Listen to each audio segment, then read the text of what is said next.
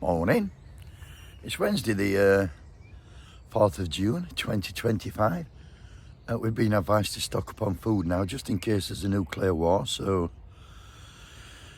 I'm not sure if that's a good idea because we might not be able to eat that food we're supposed to stock up on, but well, I'm not going to stock up. I'll take my chances. Today we're going to talk about a couple of Tories, one being the former shortest serving Prime Minister in history, Liz Truss, who's been going around Europe slagging our country off, as she does. And she jumped on the Lucy Connolly bandwagon, and here she is slagging our country off in Hungary. And don't forget, we're paying £129,000 a year to fucking do this. It used to be the case that people would flee Eastern Europe to go to countries like Britain, where there was freedom, where there was free speech, where there was free enterprise. Now people are leaving Britain to come to Budapest to talk about free speech.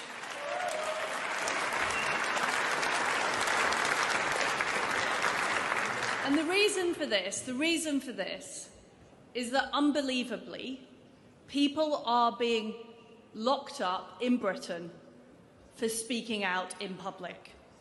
Lucy Connolly was sentenced to 31 months in jail for posting on X, even though she deleted the post 4 hours later.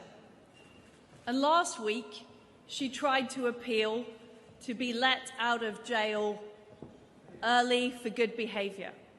Now, Britain's jails are full, and rapists, paedophiles are being let out of jail early. But not Lucy Connolly, because the system want to make an example of her. It used to be the case that people would flee Eastern Europe to go to countries like Britain where there was free speech, etc. Now people are leaving Britain to come to Budapest to talk about free speech. People are being locked up in Britain for speaking out in public. Lucy Connolly was sentenced to 3 months in jail for posting on X. Even though she removed the post 4 hours later. Well, that tells you everything. If she took the post down after 4 hours, it was fucking wrong, wasn't it? And that's why she took it down. And what she's saying is that inciting racial hatred should not be against the law. That's what it sounds like to me. And that someone should be allowed to say mass deportations now, set fire to all the fucking hotels full of the bastards for all I care, and while you're at it, take the fucking treacherous government and politicians with them. That's what she said. And she went wrong and she took it down. And I mean, she pleaded guilty to hate speech, which is illegal on the grounds of race, religion, sexual orientation, disability or transgender identity. And 4 senior judges have assessed her sentence to be correct. She wasn't made an example of. She admitted intent to cause violence, putting her offending into the highest possible category for the offence. What about that? And listen to this fucker. Don't fall fucking... Oh, God, I forgot that. Acid! Don't fall laughing bag now. And oh, the irony of Liz Truss standing up for free speech. Because when fucking Keir Starmer kept saying that she'd crash the economy, she threatened to sue Starmer. She sent him a fucking solicitor's letter. And now she don't fucking like it. Make your fucking mind up, you silly cow. Next on the list is Matt Vickers. He's the current Conservative MP for Stockton West. And last night he were on television talking about fucking stop the boats, migrants and all that.